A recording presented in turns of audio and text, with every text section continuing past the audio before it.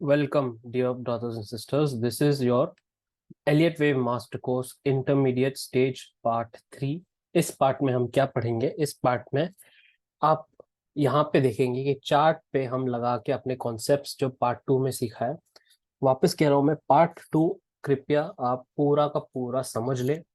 एक बार पढ़ ले, 2 बार देख ले वीडियो, कोई दिक्कत नहीं है, आप नोट्स बना ले। पार्ट 2 के बाद आपको जरूरत ही नहीं पड़ेगा चार्ट्स देखने का, जो वीडियोस देखने का। अगर आपने पार्ट 2 समझ लिया तो आप डायरेक्टली अपने मार्केट एनालिसिस स्टार्ट कर सकते हैं, मार्केट के स्ट्रक्चर को पढ़ना चालू कर सकते हैं, है ना। तो यहाँ पे आपको पार्ट 3 पार्ट 4 के दौरान मैं यही समझाना चाहता हूँ कि आप चार्ट्स में जब देखेंगे पहली बार, आपको कुछ ज्यादा समझ नहीं आएगा ऐसी आंखों से, तो आप आपके एनालिसिस कैसे शुरुआत कर सकते हैं, है ना।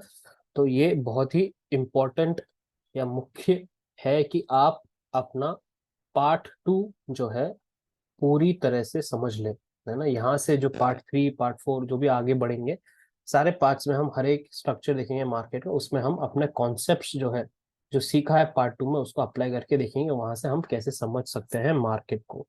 ओके, वापस कह रहा हूँ, कोई टेक्स्ट बुक पढ़ के कोई मार्केट नहीं समझ सकता। वैसे जैसे कि हम कोई टेक्स्ट बुक पढ़ के ड्राइविंग नहीं सीख सकते, वैसे ही मार्केट में ही यही हो। तो मार्केट में हमेशा क्या होता है, हर चीज को हम एक कॉन्सेप्ट या मेथड या तरीका हम समझ के उसको अप्लाई करना। अगर हमारे तरीके में नहीं आ रहा है वो समझ, तो कोई दिक्कत नहीं, उसको हम इंतजार कर सकते हैं जब तक मार्केट हमको समझ में आए, है ना।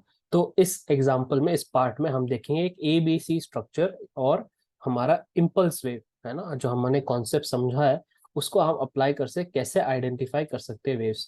तो आप कोई भी चार्ट उठा लीजिए, आप जब प्रैक्टिस कर रहे हैं तो आपको ऐसे ही सोचना पड़ेगा, है ना। मार्केट में कैसे सोचना है ये आगे वाले पार्ट्स में समझ में आएगा आपको, और पार्ट्स और मार्केट का जो स्ट्रक्चर है उसको पहचानना कैसा है ना, वो आपको समझ में आएगा। तो कुछ लोगों को से सब लोगों को प्रैक्टिस की जरूरत होती है। तो पार्ट 2 के बाद एक्चुअली सच्ची में बताऊं तो आपको कोई जरूरत ही नहीं कोई ये सारे वीडियोस बनाने की, बट एक प्रैक्टिस जरूरत पड़ेगी हर बंदे को। तो उस प्रैक्टिस के लिए मैं एक एक स्ट्रक्चर लेके आपको समझाऊंगा कि हमारे कॉन्सेप्ट्स इसमें यूज करके हमने कैसे समझा है ना। तो पहले देखते हैं कि ABC स्ट्रक्चर आपके आंखों से दिख रहा है कि यहाँ पे एक 3 वे स्ट्रक्चर है, ऐसे करके ऐसे। तो आंखों से ऐसे दिख रहा है, क्या सही में यही है? ये सवाल है। क्या सही में ABC स्ट्रक्चर है? हमको ये कैसे जानना है? हमको हमें एक माध्यम से, जैसे हमने एक प्राइस चैनल सीख लिया। वापस कह रहा हूँ, अगर आपने प्राइस चैनल नहीं सीखा है तो आप वापस पार्ट 2 पे जाइए, एक बार समझ लीजिए प्राइस चैनल हम कैसे यूज कर सकते हैं, उसके बाद यहाँ पे वापस आ जाइए। ठीक है, तो ABC स्ट्रक्चर आपको आंखों से दिख रहा है कि यहाँ पे ऐसे बन रहा है। ठीक है, तो इसको हम, जैसे आपने जैसे कोई भी चार्ट निकाल लिया, कोई भी इंडेक्स हो गया, ये बैंक निफ्टी हो गया या फिर कोई निफ्टी हो गया, आपके जो मनपसंद चार्ट है आपने खोल के आप यहाँ पे समझ रहे हैं कि यहाँ पे देखते देखते ही आपको ऐसे समझना है कि ABC। आप क्या करने वाले हैं, आपको सच्ची में हमारा जो तरीका आपने सीखा है पार्ट 2 में, उसको अप्लाई करके, उसको डाल के चार्ट पे हम देखने वाले हैं कि क्या सच्ची में ABC है। ओके, तो आपने यहाँ देखा कि एक 3 वे स्ट्रक्चर बन रहा है मार्केट में, है ना। तो ए के अंदर जो आपने यहाँ पे मार्क किया है ए, है ना, तो आपको क्या लग रहा है कि ये एक ए है ये वाला। तो हमको ये मानना है कि हमको ये पता है, बेसिक हमको ये पता है कि ABC में, पूरे के ABC में मार्केट, जब हम फिबोनाची का एक्सटेंशन डालते हैं, हमको इतना पता है कि मार्केट ये 1x तक जा सकता है। 0.78 तक जब पहुंचेगा हमको सावधान हो जाना चाहिए, ये और भी ऊपर जा सकता है। उसके लिए हमको C का पूरा वेव अलग से समझना पड़ेगा, है ना। इतना तो पता है कि यहाँ पे 78 या फिर 1x तक प्राइस जा सकता है फिबोनाची के एक्सटेंशन में। तो आपको अगर फिबोनाची एक्सटेंशन नहीं पता और ये रूल्स नहीं पता है 1x या फिर 1 2 3x ये कहाँ तक जा सकता है, तो वापस मैं कह रहा हूँ कि पार्ट 2 आप वापस देख लिए, 30 या 40 मिनट का होगा बस, उससे ज्यादा आपको कोई जरूरत नहीं है। आप डायरेक्टली आप मार्केट के स्ट्रक्चर समझने में आपके खुद आप एनालिसिस करना स्टार्ट कर सकते हैं आपके खुद के चार्ट में, है ना। तो अभी इतना पता है हमको कि 78%, जो 78.6 है फिबोनाची एक्सटेंशन का, यहाँ तक आके हमको सावधान रहना पड़ेगा मार्केट में कि मार्केट जो वेव सी है ना, वेव सी है, यहाँ तक आ सकता है तो हमको इस पॉइंट से आगे जाके हमको सावधान रहना होगा कि वेव सी कहीं भी खत्म हो सकता है और घूम के गिर सकता है ना। उससे पहले हम क्या जानेंगे, ये पूरा पार्ट इसको समझेंगे। तो कुछ लोग क्या करते हैं, वेव ए को छोड़ देते, कोई दिक्कत नहीं है, वेव बी सबसे खतरनाक होता है, इसको भी छोड़ देते हैं, कोई दिक्कत नहीं है। तो चलिए पहले ए को समझते हैं।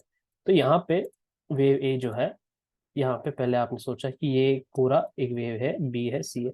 तो ये वेव ए आप देख सकते हैं कि एक इसके अंदर का वेव 1 2 3 आ रहा है, एक 3 वेव आ रहा है अंदर, है ना, ए बी सी जैसे, ए बी सी। तो इसमें क्या है, हमको ठीक यहाँ पे सी मान लेंगे जब तक ये वेव 78 तक आ रहा है कम से कम। यहाँ पे आप मार्क करके खुद देखेंगे, क्या ये 78 तक आ रहा है। आप देख सकते हैं 78 से थोड़ा छोटा है। यहाँ पे जूम इन करता हूँ आपके लिए, यहाँ पे देखेंगे कि यहाँ पे ये 78 से थोड़ा छोटा है। तो सवाल उठता है कि क्या ये सच्ची में वेव सी है, ए पॉइंट सी है, वेव ए पॉइंट सी है क्या। तो इसका मतलब क्या, वेव ए चल रहा है, उसके अंदर का सी वेव, है ना। क्या आपको लग रहा है क्या ये सच्ची में सी वेव, इसने तो 78 भी नहीं किया है ना। तो ये आपको जानना जरूरी है। तो आपने क्या किया, वापस आपने स्टार्ट किया, आपने यहाँ से तोड़ा, आपने क्या किया, इसका चैनल लाइन ड्रॉ किया, प्राइस का चैनल लाइन, यहाँ पे समझ लिया, ओके हाँ भाई यहाँ पे इसने तोड़ दिया, तो ये खत्म हो गया। यहाँ पे कुछ तो मार्क कर सकते हैं, यहाँ पे ए, है ना। और अब दूसरी बात, जब प्राइस नीचे गिरी नीचे की तरफ, ये कहाँ तक गिरा है, इसका भी प्राइस चैनल आपने ड्रॉ कर लिया, चलो ये भी टूट चुका है अब, है ना। ये दोनों प्राइस वेव टूट चुके हैं ऐसे यहाँ पे। तो ये चलो एक वेव सी हो सकता है मार्केट में। बट इसने क्या किया है, यहाँ तक आके 78 जो हमारा था फिबोनाची, उसको भी नहीं तोड़ा है मार्केट ने। इसका मतलब क्या बन रहा है यहाँ पे। तो ऐसे दौरान जो मैं सिखाना चाहता हूँ आपको, कभी कभी आपको ऐसे सवाल आएंगे क्या हो क्या रहा है मार्केट में, उस टाइम पे आपको कुछ नहीं करना है, आपको 2 मिनट रुक जाना है, खुद को बोलना है कि हाँ भाई मुझे नहीं समझ आ रहा है मार्केट में, मैं रुकना चाहता हूँ, समझना चाहता हूँ मार्केट अगला क्या करने वाला है। तो आपको ये क्या करना है, कोई दिक्कत नहीं है, जब मैं भी खुद मेरे खुद के वीडियोस में डालता हूँ जो एनालिसिस के, कभी कभी मार्केट ने कंप्लीट स्ट्रक्चर, पूरा का पूरा स्ट्रक्चर नहीं बनाया होता है ना। तो मैं आप लोगों को कहता हूँ कि हाँ भाई रुक जाइए, पहले मार्केट को समझने दीजिए, मार्केट को जो बन रहा है उसको बनने दीजिए, है ना।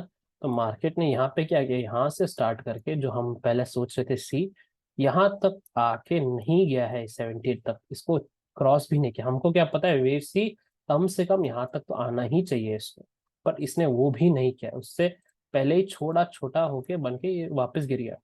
तो सवाल उठता है ये क्या है मार्केट में। ठीक है, आपने वेट किया, इंतजार किया कि क्या समझ में आ रहा है आपको। तो यहाँ पे आपने देखा कि मार्केट एक वापस एक 3 वेव स्ट्रक्चर बना के मार्केट गिरा है ना। तो अब आपको समझ में आया है कि ये एक फ्लैट करेक्शन चल रहा है वेव बी का। कौन सा फ्लैट है, ये एक्सपेंडेड फ्लैट है। वापस कह रहा हूँ आपको, ये फ्लैट स्ट्रक्चर नहीं पता काफी सारे, तो जो टेक्स्ट बुक में होते हैं उसके अलावा मैंने समझाया है अलग अलग तरीके से, एक आसान भाषा में आपको बिगिनर स्टेज में ही समझा दिया है कि फ्लैट करेक्शन कैसे होते हैं। ये है आपका एक्सपेंडेड फ्लैट, दोनों तरफ के मूव्स इसने तोड़े हैं, है ना। ये हो गया आपका एक्सपेंडेड फ्लैट वेव बी का, है ना। वेव बी का ये एक एक्सपेंडेड फ्लैट हो गया, दोनों तरफ से इसने तोड़ा है। तो आपने क्या किया, इस पॉइंट पे आप सी एक्सपेक्ट कर रहे थे, ए पॉइंट सी, पर इसने बनाया नहीं और मार्केट घूम गया इस तरफ, है ना। तो आप समझ रहे हैं कि अब क्या हो रहा है मार्केट में। तो आपने इंतजार किया कि समझने के लिए क्या हो रहा है यहाँ पे मार्केट, बाद में आपको समझ में आया ये तो वेव भी चल रहा है भाई यहाँ पे, तो ये तो खतरनाक वाला है। मैंने पहले ही कहा था आपको, ए बी सी के अंदर वेव बी जो है सबसे खतरनाक होता है ना।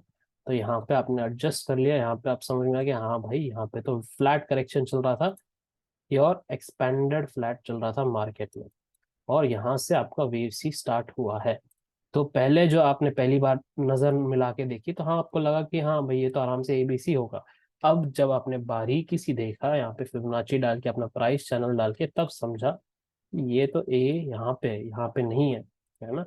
तो आपने क्या किया, अब आपने फिबोनाची डाला वापस ऐसे ए पे यहाँ पे, और जहाँ बी खत्म हो रहा है यहाँ पे, है ना। तो यहाँ पे देखा तो आपका ये प्राइस चैनल कहाँ तक आता है, आपको मिनिमम सी वेव यहाँ तक एक्सपेक्ट कर रहे 1x तक, और मिनिमम 78% तक यहाँ तक मिनिमम आना चाहिए वेव सी को। इसके बाद 1x तक जा सकता है, ये होता है 90% केसेस में। बट यहाँ पे हमको थाम के नहीं बैठना है कि यहाँ तक ही आएगा, ठीक है, इसके ऊपर भी जा सकता है। तो आप देख सकते हैं आराम से इसने थोड़ा एक्सटेंड किया है ऊपर की तरफ, ये थोड़ा ऊपर की तरफ गया है आराम से वेव सी, है ना। तो आपने सही तरह से पकड़ा है। और क्या था यहाँ पे, और हमने क्या किया, यहाँ पे प्राइस चैनल के हिसाब से 0 A हो गया, B हो गया, है ना। तो हमने इसका एक चैनल लाइन ड्रॉ कर लेंगे, है ना, इसका एक प्राइस चैनल लाइन ड्रॉ कर लेंगे हम, समझने के लिए सी कहाँ तक जा सकता है, सी का वेव कहाँ तक जा सकता है, इसको हम अंदाज लगा के एक बार डाल लेंगे। इतना पता है कि यहाँ तक सी जा सकता है, यहाँ पे मिनिमम तोड़ने के बाद यहाँ तक सी जा सकता है अपर चैनल लाइन तक, है ना। तो ये खत्म हो गया, है ना, ये खत्म हो गया, ये हमको कैसे पता भी, ये वाला। तो हमने क्या किया, इसका अलग से हमने एक प्राइस चैनल ड्रॉ किया है। इसका अलग से अगर हमने यहाँ पे प्राइस चैनल ड्रॉ किया है ना, इसी वेव के लिए, छोटा वेव के लिए, तो हमको ये पता चल जाएगा कि हाँ भाई यहाँ पे इसने तोड़ दिया है मार्केट ने, तो ये वाला जो गिरावट है, मंदी है, यहाँ पे खत्म हो चुकी है, अगला वेव स्टार्ट हो चुका है।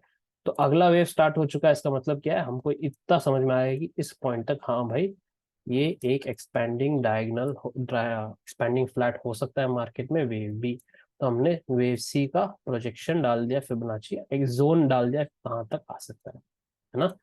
तो अब मार्केट ने वेव सी खत्म करने के लिए, कैसे हो सकता है यहाँ पे मार्केट वेव सी खत्म कब होगा, जब इसका प्राइस चैनल लाइन टूटेगा, जब इसका प्राइस चैनल लाइन टूटेगा तब ये खत्म होगा,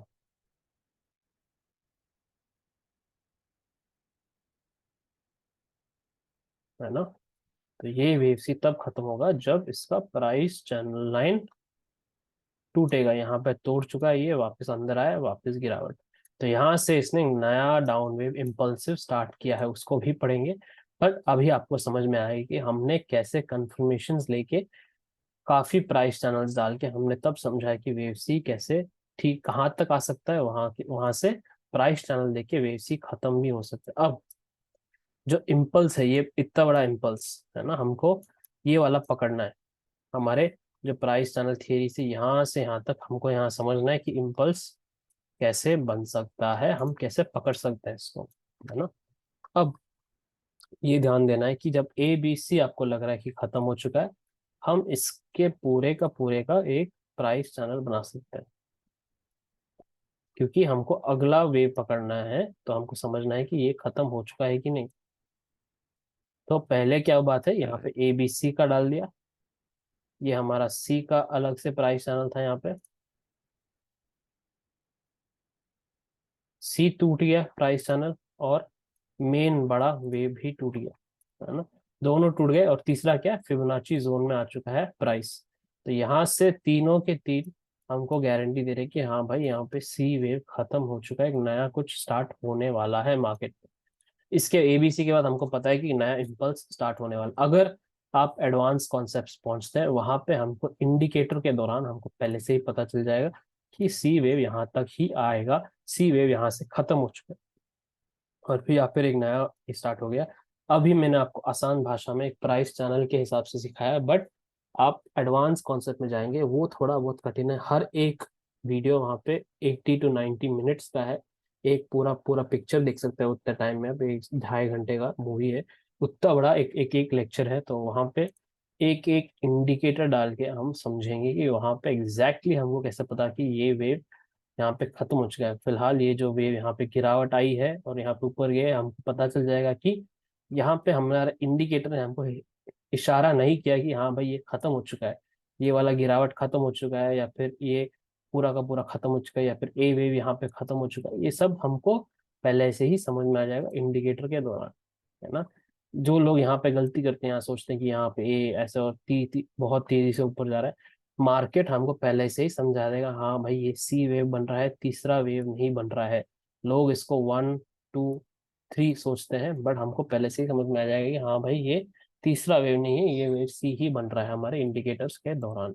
और अगर वन सेटअप फॉर लाइफ जो है वो एक टाइम मॉडल भी है, उसमें अगर हमको पता चल रहा है, जैसे हम टाइम निकालते हैं कि ये एक इम्पोर्टेंट टाइम है मार्केट में, तो उसमें अगर ये वेव सी यहाँ पे आके, तो प्राइस ने हमको बताया कि यहाँ वेव सी बन सकता है उसी अच्छे जो इम्पोर्टेंट टाइम है यहाँ पे इसी टाइम जोन में वेव सी बन गया, तो हमको ये भी पता चल जाएगा कि एक नया मूव स्टार्ट होने वाला है मार्केट में। अब ये तो काफी ज्यादा ही एडवांस लेवल का एनालिसिस है, बट वैसे भी कर सकते हैं हम। ये सब आप एडवांस कॉन्सेप्ट में सीखेंगे, वहां तक जाने की जरूरत नहीं है। कुछ लोगों को जिनको पढ़ना है और ज्यादा, और वो वहां तक जा सकते हैं, है ना। तो अपना इम्पल्स जो कैसे स्टार्ट होता है, इम्पल्स हमको स्टार्ट होता है कैसे, हम देखते हैं इम्पल्स, एक बेरिश इम्पल्स कैसे होता है, 1 2 3 4 5। क्या हम यहाँ पे कोई वन दिख रहा है यहाँ पे, हमको पता है वेव वन ऐसे भी आ सकता है, डायगनल डायगोनल फॉर्म में भी आ सकता है वेव वन, हमको ये भी पता है ना। बट रियल मार्केट में आपको कभी कभी कुछ समझ नहीं आता है, आपको दिख रहा है कि ये एक डायगोनल टाइप फॉर्म है, यहाँ पे स्क्वीज बन रहा है, पर आपको समझ नहीं आता। तो अचानक से जब ये फॉल आया यहाँ पे, तब आपको समझ में आया कि हाँ भाई यहाँ पे कुछ डायगोनल जैसे वेव वन बन चुका है, अभी हम वेव थ्री में जा रहे हैं, है ना। इसका भी वही सिंपल है, आपने एक यहाँ पे एक ड्रॉ कर लिया चैनल लाइन, तो आपको समझ में आया कि हाँ भाई हम वेव थ्री में स्टार्ट हो चुके हैं, है ना। तो वेव थ्री के बाद 3.1 आता है, 3.2 आता है, फिर 3.2 अगर यहाँ से आप लगाएं, तो यहाँ पे आपको लग रहा है कि यहाँ पे 3.1 3.2 आना है मार्केट में। तो वापस 3.2 क्या होता है, एक वेव टू ही होता है, 3.2 वेव टू ही होता है। बस हर चीज की शुरुआत यहाँ से हुई है, हर चीज की शुरुआत इस पॉइंट से हुई है, क्योंकि ये जीरो जीरो पॉइंट है वेव थ्री के लिए। तो 3.1 हमको यहाँ से शुरुआत हुई है, तो यहाँ से हम लगा के फिबोनाची डालेंगे। 3.2 जो वापस आया है मार्केट में, ये भी एक अच्छा फिबोनाची जोन में आया है ना। तो हमको कितना चाहिए, 3.2 कम से कम अच्छा सा, अगर ये साइडवेज फ्लैट नहीं जाता है, तो अगर ये ऊपर जा रहा है तो कम से कम 50 to 60% तक पहुंचे, है ना। यहाँ तक हमको आसानी से समझ में आ जाएगा ये फिबोनाची रेंज। ये 90% भी रिट्रेस कर सकता है, इसका 90% भी रिट्रेस कर सकता है, कोई दिक्कत नहीं है। वेव टू कुछ भी कर सकता है। तो वेव टू खत्म हो गया, कब खत्म होगा हमको कैसे पता चलेगा, एक तो फिबोनाची हो गया, दूसरा हमने प्राइस का चैनल लाइन ड्रॉ कर लिया, है ना। प्राइस चैनल लाइन भी ड्रॉ कर लिया और फिबोनाची भी ड्रॉ कर लिया। तो इतना हमको समझ में आएगा, जब ये प्राइस चैनल टूटेगा इसका मतलब ये है कि यहाँ पे ये खत्म होने वाला है वेव 3.2, क्योंकि हम हिसाब लगा रहे हैं 3.2 का भी। 3.2 यहाँ पे खत्म हो जाएगा, तो इसका मतलब क्या हो गया, 3.1 3.2 और 3.3 स्टार्ट होने वाला है ना। तो क्या है हमारा रूल वेव थ्री का, हम थ्री पॉइंट, जब वेव थ्री कहाँ खत्म होता है हम इसका हिसाब नहीं लगाते, है ना। वेव थ्री कहाँ खत्म होता है हम इसका हिसाब नहीं लगाते हैं, क्योंकि मैं आपको काफी बार बोल चुका हूँ कि ये वेव थ्री जो होता है कहीं तक भी जा सकता है, इसकी कोई रुकावट नहीं होती, कोई इसको बोल नहीं सकता। टेक्स्ट बुक्स में क्या लिखा है, वेव थ्री यहाँ पे 1.618 तक आके रुक सकता है। लोगों जो ट्विटर पे होते हैं, जो गुरुज होते हैं यूट्यूब पे, लोग कहते हैं कि 2.618 तक आके रुक जाएगा मार्केट, है ना। तो क्या होता है कि हर जगह आप देख रहे हो कि ये वेव थ्री एक ही तरफा मूव देगा, और कहीं तक भी जा सकती है। ये फिलहाल 3.618 तक गया है ना। तो अभी के लिए ये समझ में आ गया आपको कि ये कभी हम इसको अंदाज से नहीं बोल सकते कि थर्ड वेव कहाँ रुकने वाला है। तो हमने क्या तरीका निकाला है पार्ट टू में, हमने ये तरीका निकाला है कि हमको 3.3 ढूंढना है, उसके बाद हम 3.4 का हिसाब लगाएंगे। ये दोनों हिसाब लगाने के बाद 3.5 का कैलकुलेशन करेंगे, ये तब ये कहाँ तक जाके रुक सकता है ना। तो हम क्या करेंगे, तो अभी 3.3 हम नहीं लगा इसका हिसाब नहीं लगाएंगे कहाँ तक जाएगा। 3.3 खत्म होने के बाद हम 3.4 का हिसाब लगाएंगे, जो हमारे रूल्स में है।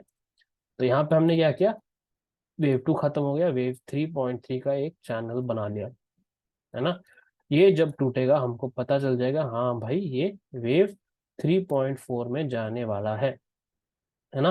तो यहाँ पे हमने क्या किया, चलो यहाँ पे टूट गया, तो हमने 3.4 के लिए एक फिबोनाची डाल दिया। तो आप यहाँ पे भी डाल सकते हैं वेव 3.3 का स्टार्ट, या पूरा का पूरा वेव थ्री स्टार्ट कहाँ से होगा, है ना। ये दोनों में आप डाल सकते हैं। तो यहाँ पे अगर मैं यहाँ पे लेता हूँ फर्स्ट तो इसका 38% आता है यहाँ तक। क्या इसने टच किया? नहीं। तो दूसरा मेथड क्या हमारे पास कि वेव थ्री का पूरा रिट्रेसमेंट। इसमें देखेंगे आप एग्जैक्टली आप यहाँ एकदम परफेक्ट जैसे एग्जैक्टली 38% तक आया है मार्केट, है ना। तो इतना हमको पता चल गया कि हाँ भाई ये 3.4 हो सकता है। जब हमको इतना अंदाज हो जाए कि ये 3.4 हो सकता है, पहली बात हम एक फिबोनाची ड्रॉ करके बैठ जाएंगे कि 3.5 कहाँ तक जा सकता है ना। फिबोनाची पूरे थर्ड वेव का ड्रॉ करके 3.5 कहाँ तक जा सकता है इसका हम हिसाब लगा के बैठ जाएंगे। दूसरी बात, हम 3.4 का प्राइस चैनल ड्रॉ करके बैठ जाएंगे कि हाँ जब ये टूटेगा इसका मतलब है कि वेव 3.5 स्टार्ट हो चुका है। तो आपने देखा यहाँ पे टूट गया और वेव 3.5 स्टार्ट हो एग्जैक्टली वापस हमारा क्या है, वापस पार्ट टू में आपको समझाया कि वेव 5 जो होता है, हर वेव 5 एक 0.38 तक कम से कम इसको जाना है। तो इसने क्या किया, इसको ज्यादा तोड़ने की बजाय 3.8 तक आके यहाँ पे रुक गया। तो मैंने क्या कहा आपको कि हमेशा जब ये रुकता है यहाँ तक प्राइस आता है, यहाँ से हमको सावधान होना चाहिए। सावधान होना चाहिए कि मार्केट कहीं भी घूम सकता है। तो 3.5 आ गया मार्केट में एग्जैक्टली इसने एग्जैक्ट एकदम बारीकी से 0.38 को टच किया और घूमने लग गया वापस, है ना। हमको कैसे पता चलेगा अब 3.5 ही खत्म हो चुका है? इसका हम वापस एक प्राइस का चैनल लाइन बना लेंगे तो हमको समझ में आ जाएगा। कोई दिक्कत नहीं है। पे एक इसका प्राइस चैनल बना लिया तो हमको समझ में आएगा कि हाँ भाई 3.5 ही खत्म हो चुका है अब। ये है ना, जैसे ही प्राइस ने इसको यहाँ तोड़ा समझ में आ गया कि हाँ भाई 3.5 भी खत्म हो चुका है। तो अब क्या है हमारे पास, 3.5 खत्म हो गया, समझो थर्ड वेव भी खत्म हो चुका है। तो स्टार्टिंग से देखें, एकदम शुरुआत से देखेंगे तो हमारे पास वेव वन हो गया, वेव टू हो गया, वेव थ्री हो गया, है ना। अब इन तीनों का हम जोड़ के एक प्राइस चैनल लगा सकते हैं चौथे वेव के लिए। तो वेव थ्री का कंफर्मेशन हमको खत्म हो चुका है, बड़ा वेव। इन सब का जोड़ के हमने एक बड़ा चैनल लाइन बना लिया। तो हमको यहाँ पे पता चल गया कंफर्म, जो एकदम सेफ खिलाड़ी है उसको पता चल जाएगा कि यहाँ पे हाँ हाँ भाई यहाँ पे थर्ड वेव भी खत्म हो चुका है ना। अब हम चौथे वेव में हैं। अब चौथे वेव में हम पढ़ेंगे तो क्या है हमारा चौथे वेव का रूल कि ये कम से कम 38% करे। 38% या फिर जो भी साइडवेज हो जाए मार्केट। 38% किस चीज का, मैं जो हिसाब, आप दोनों लगा सकते हैं। आप वेव थ्री स्टार्टिंग का लगा सकते हैं 38% रिट्रेसमेंट, या फिर आप पूरा वेव जीरो से स्टार्ट होगा। मैं जीरो का ज्यादा इस्तेमाल करता हूँ, जीरो से स्टार्ट होगा वेव। दोनों तरीके से आपको चेक करना है जो इजी रहेगा आपके लिए, है ना। हर चार्ट में अलग होता है, तो हर चार्ट के हिसाब से जो आप चार्ट पढ़ रहे हो उसके हिसाब से आपको पढ़ना चाहिए। तो पहली बात, यहाँ से कैसा है मार्केट, तो यहाँ पे आपने अगर पैरेलल चैनल बनाया होता आपको समझ में आता है। या वेव फोर यहाँ तक बना नहीं है क्योंकि ये अभी तक 38 तक नहीं आया है। तो हमको क्या चाहिए, मार्केट यहाँ पे आया, डिप आया यहाँ पे और वापस ऊपर गया। तो इस पार्ट पे आपको क्या समझ में है, कौन सा स्ट्रक्चर बना है मार्केट में? यहाँ पे बना है आपका ए बी सी फ्लैट। तो सारे टेक्स्ट बुक्स में क्या है, ए बी सी फ्लैट कैसा आता है? ए बी सी फ्लैट ये होता है मार्केट में, ना। ये होता है टेक्स्ट बुक में। पर मैंने आपको बिगिनर स्टेज में ही समझा दिया कि ये जो सी है ये कहीं तक भी जा सकता है। आप इसको पहले से थाम के मत बैठिएगा कि ये यहीं तक आके रुक जाइए, कहीं तक भी जा सकता है। ये एग्जाम्पल आपके सामने ही है ना। यहाँ पे ए बी सी फ्लैट में आपका सी वेव जो है यहाँ तक पहुंच गया, है ना। तो इसमें ज्यादा आपको सोचने की जरूरत है नहीं। आपको यहाँ पे एक वेव का अंदाज लगाना है यहाँ पे कि कहाँ तक जा सकता है। उसके बाद आपको पता है कि यहाँ मार्केट कहीं भी घूम सकता है। सो 78% और 1x ये जोन तक आपको पता है वेव सी आ सकता है। इसके बाद जाएगा तो बोनस है, सब बोनस ही मिलेगा ज्यादा, है ना। यहाँ पे देख सकते हैं आप, यहाँ पे 38% है, यहीं पे आके मार्केट ने रुका, यहाँ पे रुक के आपका 1.681 तक गया है। तो लोग क्या सोचेंगे यहाँ पे कि यहाँ पे एक वेव वन है, यहाँ पे वेव टू है, यहाँ पे एक नया फ्रेश वेव थ्री हो गया। पर हमको पहले से ही पता है कि ये वेव सिर्फ फोर है, यहाँ से गिरावट आने वाली है मार्केट में। एडवांस कॉन्सेप्ट में यहाँ पे एक इंडिकेटर होता है जो हम इस्तेमाल यूज करेंगे, और इस इंडिकेटर तो टूटेगा तो हमको 100% गारंटी के साथ पता चलेगा कि हाँ भाई वेव 4, उसके लिए वेव 4 पकड़ने के लिए अलग से हमारे पास एक इंडिकेटर है ना। तो वो एडवांस कॉन्सेप्ट में मिलेगा, आपको समझ में आएगा तब। पहले यहाँ पे समझ लीजिए कि यहाँ पे अगर वेव 4 बन रहा है मार्केट में, तो वेव 4 पॉइंट सी, मैंने कहा है वेव 4, आपको पहले ही समझाया, वेव 4 पॉइंट सी पढ़ के काफी है। जब वेव 4 पॉइंट सी का प्राइस टूटेगा, तब पहले यहाँ इस पॉइंट पे आ गया मार्केट 38%, आपका ये 1x भी हो गया फिबोनाची का, है ना। सी का जो दोनों फिबोनाची लेवल्स काफी हो गए और प्राइस चैनल टूट गया, तो आपको क्या समझ में आएगा कि यहाँ चलो यहाँ पे फोर्थ वेव हो गया। अब हिसाब लगाना है फिफ्थ वेव का, बड़े टाइम फ्रेम का, है ना, बड़े टाइम फ्रेम का। चलो फिफ्थ वेव का हिसाब लगाते हैं यहाँ पे। तो यहाँ पे देखेंगे आप कि फिफ्थ वेव कहाँ तक जा सकता है। मिनिमम फिफ्थ वेव 38% तक जा सकता है, और उसके बाद और नीचे भी जा सकता है। तो हमको यहाँ से सावधान हो जाना चाहिए, है ना। ये बड़े वाला फिफ्थ वेव है, तो यहाँ से हमको सावधान होना चाहिए। तो हमको पता है ये 38%, तो इसने तो पिछला लो, तो वेव 3 का लो अभी तक इसने तोड़ा ही नहीं। तो हमको पता है कि ओके चलो इसको इसको तोड़ना ही पड़ेगा, इसको फिफ्थ वेव को इसको तोड़ना ही पड़ेगा। तो यहाँ तक आके इसने तोड़ दिया, है ना। तो मिनिमम तोड़ने के बाद थोड़ा ज्यादा ही नीचे चले गया फिफ्थ वेव, ये कोई दिक्कत नहीं है, इसमें हमारे लिए बोनस है। तो फिफ्थ वेव के अंदर हमको क्या क्या समझ में आता है, 1 2 3 4 5 वापस फिफ्थ वेव में। बट यहाँ पे कुछ दिख रहा है आपको, कहीं दिख रहा है आपको पूरा कैसे, बस आपको ये दिख रहा है ना। तो वही कहता हूँ, मार्केट में कभी कभी फिफ्थ वेव में हमको बहुत सावधानी से खेलना पड़ेगा। ये कभी भी एकदम स्ट्रेट मूव आ सकता है मार्केट में, लोगों को बिना समझे सोचे समझे एकदम स्ट्रेट मूव आ सकता है। तो लोग यहाँ पे क्या सब मंदी में बैठ जाता है। हमको पता है कि ये पांचवा वेव है, इसके बाद मार्केट वापस घूमने वाला है ना। सब लोग यहाँ मंदी में बैठ जाते हैं, सोचते हैं कि हाँ भाई, पहले लोग यहाँ पे सोच रहे थे कि मार्केट ऊपर जा रहा है, पर हमको मालूम है कि ये फोर्थ चौथा ही वेव है ना। फिर यहाँ पे आके जब प्रीवियस स्विंग टूटा, सबको लगा यहाँ पे तो मंदी होने वाला है, बहुत सा मार्केट तो गया। अब हमको पता है ये सिर्फ पांचवा वेव है, इसके बाद मार्केट घूमने वाला है ना। तो जब सब लोग डरने लगते हैं, हम तब मुनाफा बुक करते हैं, है ना। बहुत सिंपल है हमारा गेम, हमको पहले से ही पता होता है कि मार्केट क्या कर सकता है। ओके, तो ये सब आप प्रैक्टिस कीजिए अपने चार्ट्स में। एक और लास्ट पॉइंट है कि आपने अगर चलो 1 2 3 4 5 पूरा का पूरा आप जोड़ दिया आपने, चौथा वेव, सेकंड वेव और थर्ड वेव, तो अब फिफ्थ वेव का आपका प्राइस चैनल आ जाएगा।